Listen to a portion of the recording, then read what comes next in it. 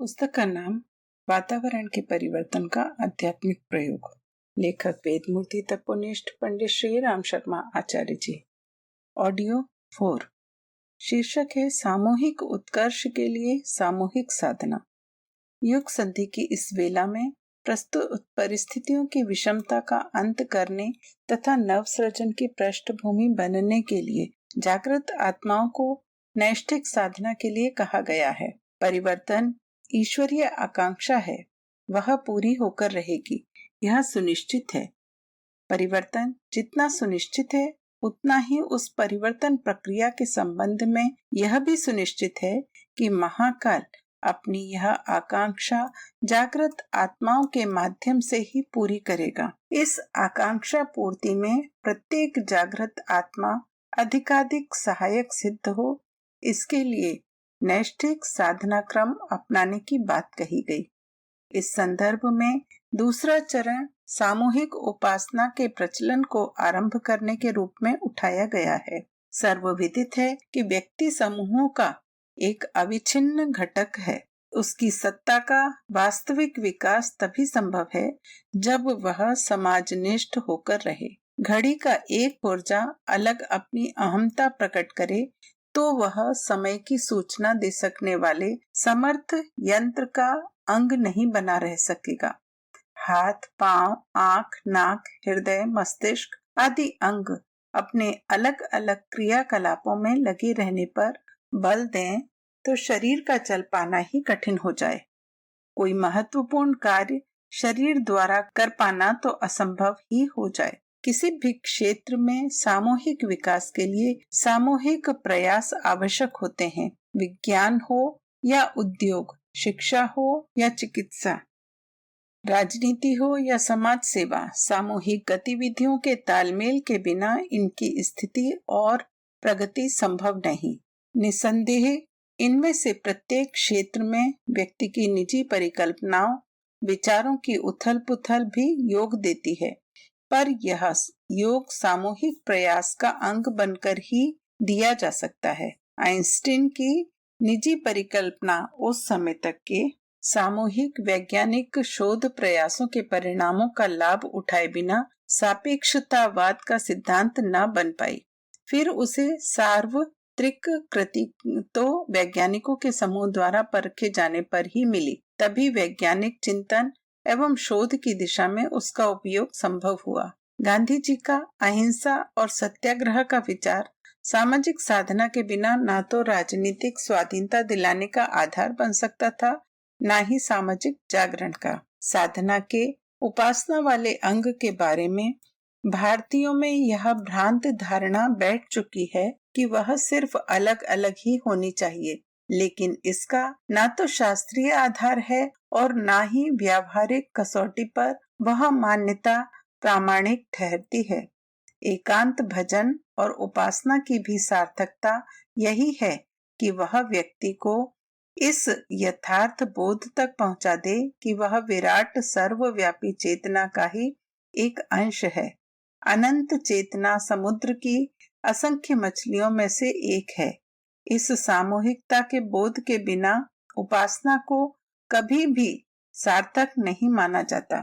आज तक किसी भी सच्चे साधक ने यह कभी नहीं कहा कि परमात्मा से कोई निजी सौदेबाजी, गुपचुप अपना काम करा लेने और बस अपना ही रिश्ता बना लेने की आकांक्षा और उद्यम साधना का अंग है। उल्टे उसे विकृति ही कहा जाता है। उपासना संबंधी विकृतियों का बड़ा रूप उसे पूरी तरह निजी मान बैठना है।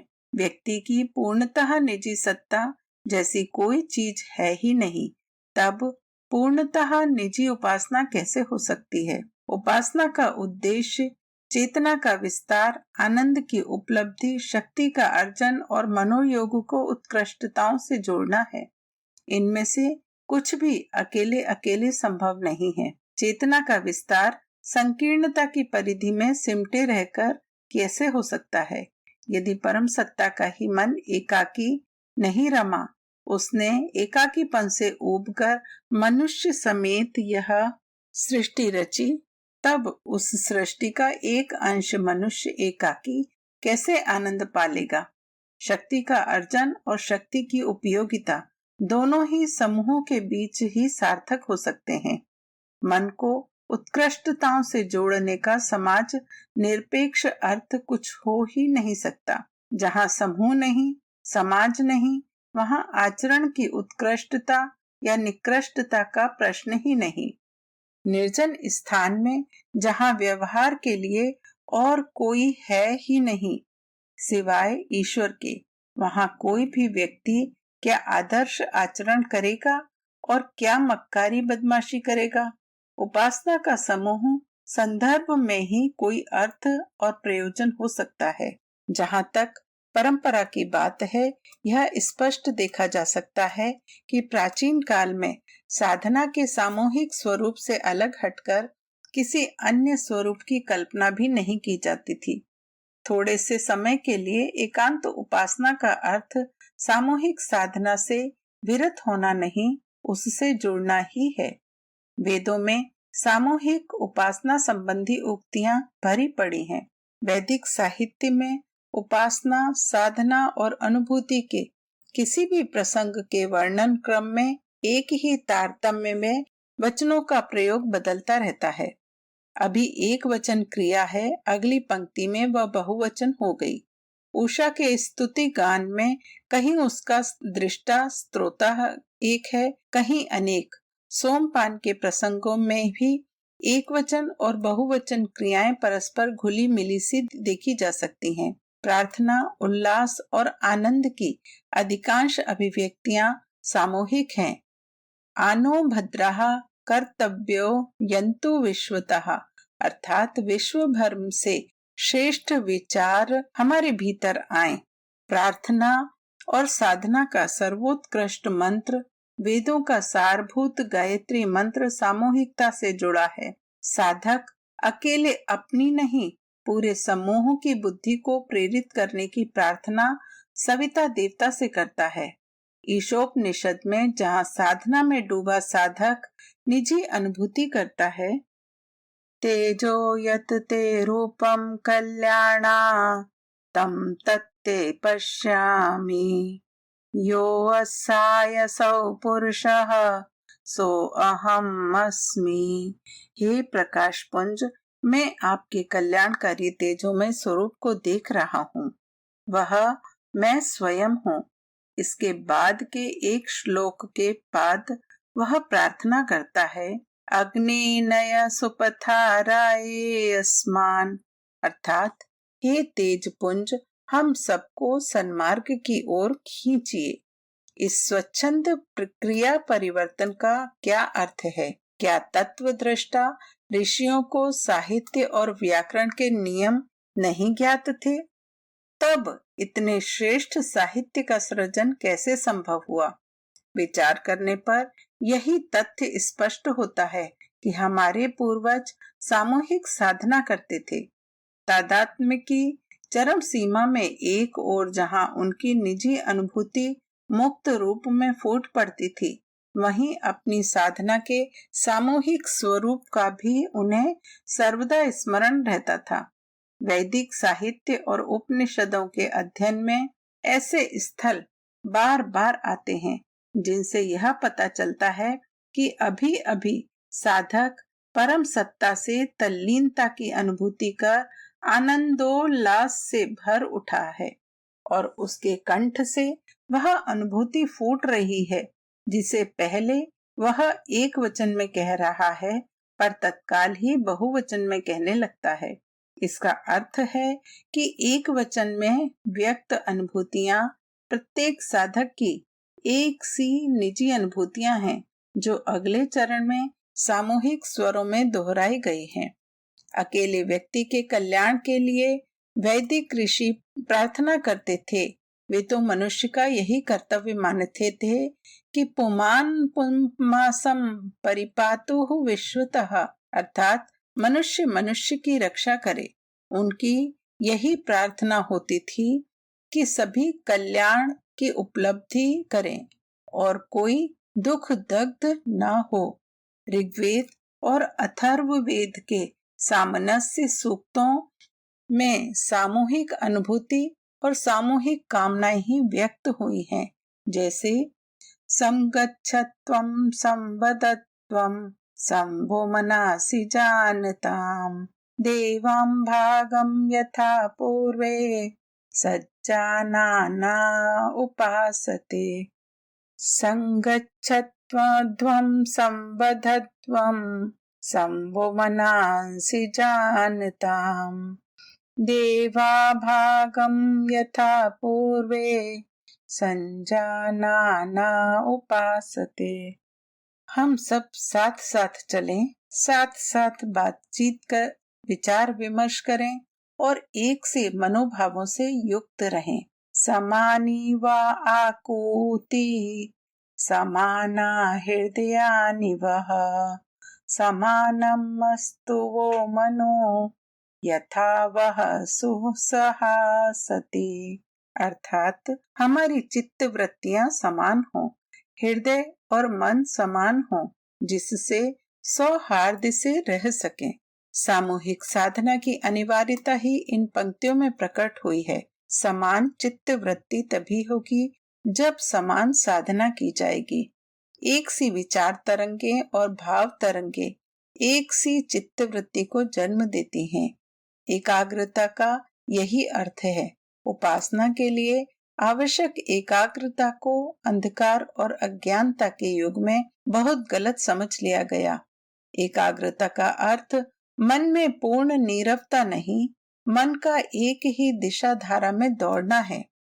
चारों तरफ एक साथ चित्त ना दौड़े, निर्दिष्ट क्षेत्र में ही उसकी सारी शक्ति लगे, यही एकाग्रता है।